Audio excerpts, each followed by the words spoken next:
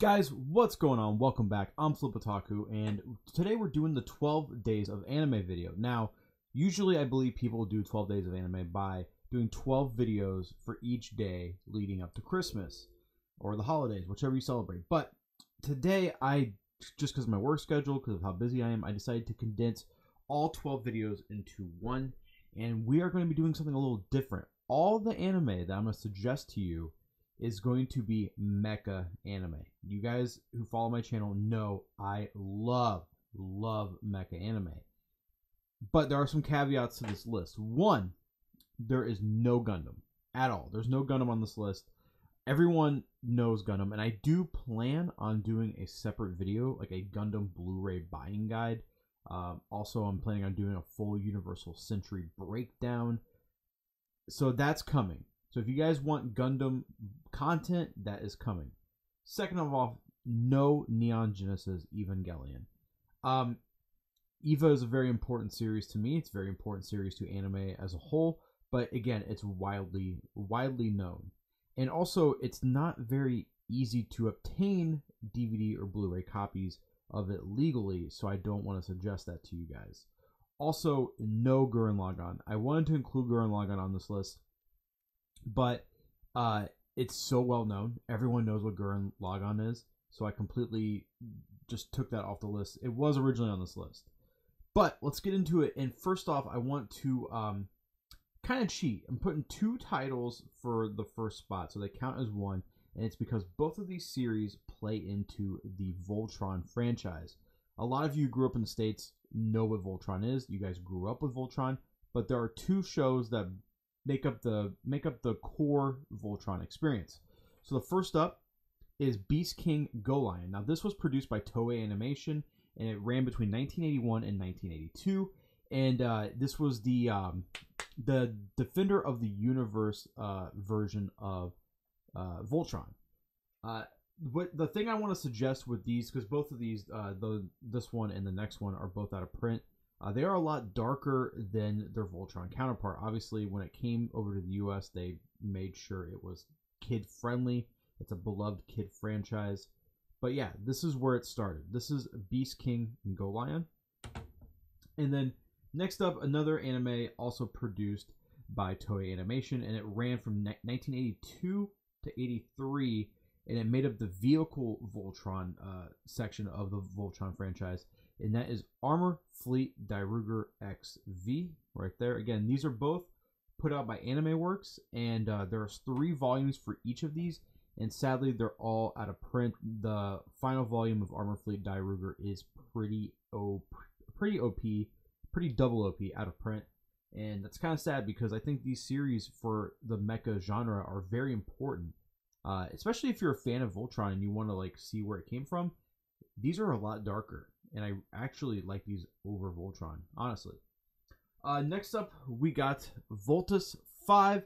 This is a Sunrise anime. And this aired between 1977 and 1978. And this was a nice little treat that that Discotek put out this year. I believe in October. This was part of their October solicitations. And this is such a fun series, and I love it. I love the team aspect to it. Weirdly enough, this was huge in the Philippines, like massive, and then the government banned it, stopped it from airing on television because it's all about uprising and liberations. And yeah, it's a cool piece of anime history, because when you get, like, what I notice is that mecha shows in general, if they don't get big in the US, they get big a lot of other places. Like, I know Italy is huge with Mazinger and Grenadizer and Mazinkaiser.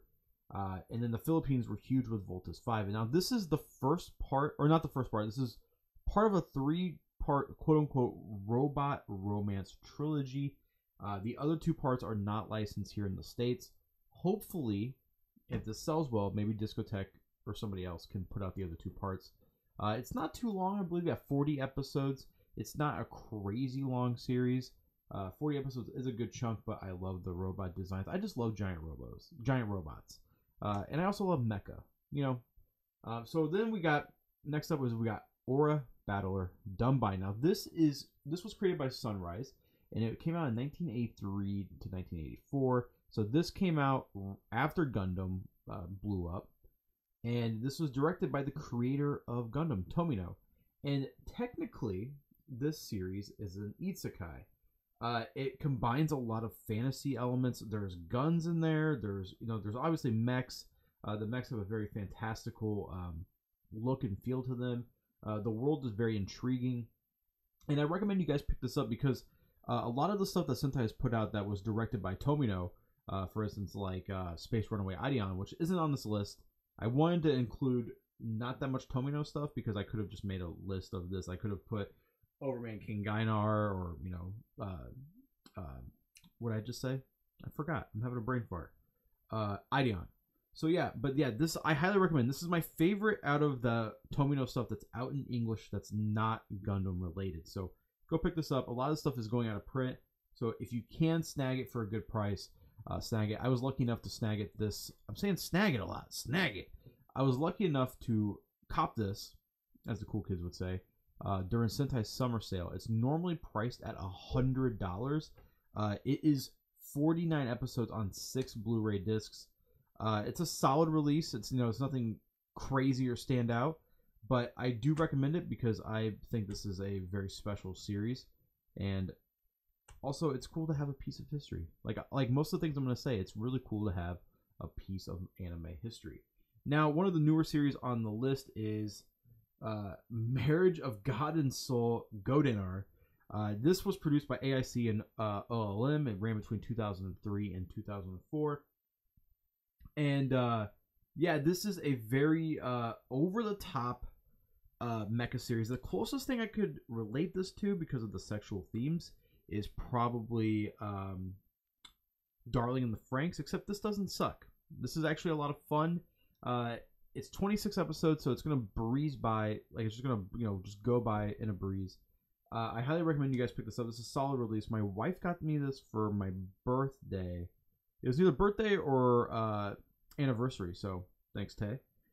Next up, we got one of my favorites. This is The Great Mazinger. Now, this was produced by Toei. Now, you guys are going to notice a lot of this list is Toei and Sunrise. I didn't realize how much awesome giant robot stuff Toei did, especially in the 70s. So this ran between 74 and 75. It aired directly after the original Mazinger series, which ran for 92 episodes? Yeah, like 92, 94 episodes. This is 56 episodes.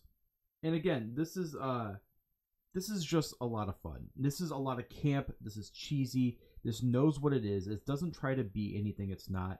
And that's what I love about Go Guy's Giant Robot series. And I could have put anything on this list. Mazen Kaiser could have made it. Mazen Kaiser SKL. But this, I felt like, is my favorite out of the original. Like there's Mazinger Z, and then there's the Great Mazinger. This is definitely my favorite. I love the monster designs, the robot designs. Reminds me of Mega Man in a way. But yeah, this is really cool. Again, put out by Discotech. Go pick this up. And then we got a really cool series. Man, last year, like, there's a handful of series here. Last year, it felt like Discotech just was cranking out amazing robot series, amazing mecha series. And this one is Go Shogun. Now, this was produced by Ashi Productions, I believe is what they were called, and it ran in 1981. And the guy Saban Entertainment took this and combined it with a couple other mech series at the time and made Macron 1 back in the day, like they did with Super Sentai to make Power Rangers. That process has always fascinated me when a company takes stuff, like for instance Robotech is Macross and a couple other things. I always found that fascinating that they were able to design unique and new narratives using existing footage and existing characters. I think that's really cool. But this is a really awesome show. I think this is probably, out of the older shows on this list, this is probably the most most welcoming to new fans, I would say. I went into the series blind, and I didn't feel turned off by it at all. And there's also a film that goes along with this. It's a sequel. I did not include this in this list. I just wanted to show off this. So guys, go pick up Go Shogun. And speaking of Discotek Mech series, we got God Mars, as it's known in the US. In the Japanese release, it is known as 6 God Combination God Mars, and it ran from 1981 to 1982. And this was produced by Tokyo Morishinsha. I have some notes over here that I'm trying to like read off of, and I can't read my own handwriting sometimes. This is a treat. This is a flip otaku anime. It's giant robots. It's ridiculous. It's over the top, and it's pretty notorious for how bad the animation is at times. And I mean, bad. There's a line of toys called Soul Chogun, I believe is what they're called, and they have the actual God Mars figure, and I want it so bad, but it's a couple $100. But they're die-cast metal. This went on to be like the robot's been featured in the Super Robot Wars games. That's how I originally found out about God Mars, and yeah, Discotek put this out for 64 episodes. It's fun, but don't like. This is probably the thing I would the least recommend to new fans. But I still want to include this on this list because I had a lot of fun watching this. But make sure you're going in knowing you're getting a lot of cheese. Speaking of cheese, I hope you guys like cheese because we're talking about Dino Mech King. Now, Dino Mech King, again, produced by Toei Animation, ran from 1976 to 1977, and this is 44 episodes contained in this box set, and this is probably the most ridiculous thing on this list. It's so over the top. If you can't get past the old animation style, it did get a reboot in 2005 that I have only seen part of, and it's okay, but sadly that was never licensed here in the States. But all we have is this. And as much as I love Discotek, this is probably the worst cover I have ever seen on a DVD or a Blu-ray for a anime. I love it though. It's so stupid. Look at that. You got all those dudes in suits looking like Gotcha Man ripoffs. You got these ridiculous mechs and just... I love this shit. I love it, guys. I seriously... This is the stuff I love. I love mecha shows that are serious, that do serious things. But I also love when stuff is very campy. I love stuff that's very goofy. Obviously, I'm a huge tokusatsu fan, so I have to kind of like camp, you know what I mean? Like, I like Garo, which is kind of serious, but I'd much rather watch Kamen Rider, you know? Next up, we got the thing, I got this recently, maybe 2 or 3 months ago, and I was searching so long for this. This is a Discotek title. They had a warehouse change earlier this year, and it kind of screwed up their whole inventory, and sadly, this was out of stock at Right Stuff for a very, very long time. And I recently, like at the time of purchasing this, I found out that Discotek actually has an eBay store. And when the owner is home, he puts stuff up on eBay. And when I happened to look, boom, Giant Gorg, guys. This is produced by Sunrise, and it ran in 1984. And I love the design of Gorg. I love the design of Gorg. You got Scooby-Doo there too. This is a really cool series. It's very fun. It's goofy, like most of these giant robot things are. It tells this. It's about a group of guys that are trying to uncover the secrets of this island, fighting off the bad guys, which I think are called the Gale. Yep, Gale. The corporation known as Gale wants those secrets for themselves. If you guys can find this, I would recommend picking this up because it is a little hard to find, and I wouldn't put it past this not being in stock much longer. So I implore you, go pick up Giant Gorg. It is a wonderful, wonderful series. Now, something that's goofy, kind of newer, well, 90s newer, and it is so badass. And I wish we had more anime in this series. We're talking about the King of the Brave series, and the only series that came out in English. King of the Braves. Whoa, let's turn it this way. Gao Gaigar, which has probably the coolest opening theme to any of the shows on this list. It's so over the top. We're talking about giant rubber mallets that a mech uses, like just goofy, goofy stuff. This was produced by Sunrise. It came out in 1997, and it ran for a year. It ended in 1998. I want more King of the Brave series. There's I think 5 parts to it. They aren't connected at all, but this did get a 8-part OVA sequel that didn't get put out either. And guys, listen to the names of these DVDs, okay? Because they are over the top. Heir to the Throne, Launch Rescue Squad, Ninja Robots, Hammer of Heroes, and the Robot with the Golden Hand. It's over the top. It knows it's over the top, and it plays into it so incredibly well. I love King of the Braves Gal Gaigar. Then we got I struggled with what Getter Robo series to put on this list. I was like, do I put Getter Robo Armageddon? Do I put Shin Getter Robo versus New Getter Robo, I think is what it's called. But I ended up picking this because I had the most fun with this. Technically it's an isekai because they're getting teleported into another world or into the past. We're talking about New Getter Robo. This was produced by Brainbase. It's an OVA series, and it ran in 2000. It ran for 1 year in 2004. It's a slight reboot to the entire Getter Robo franchise. This box art is pretty slick, I might say. I might have to add that right there. Boom. Pretty beautiful. This includes Japanese mythology, and it combines it with the mythos of Getter Robo. I highly recommend it. It's probably the most accessible to a newcomer, and it's not too long. I think it's like maybe, I don't know how many episodes it is actually. Let me check. Should have done this beforehand, guys. It is 13 episodes.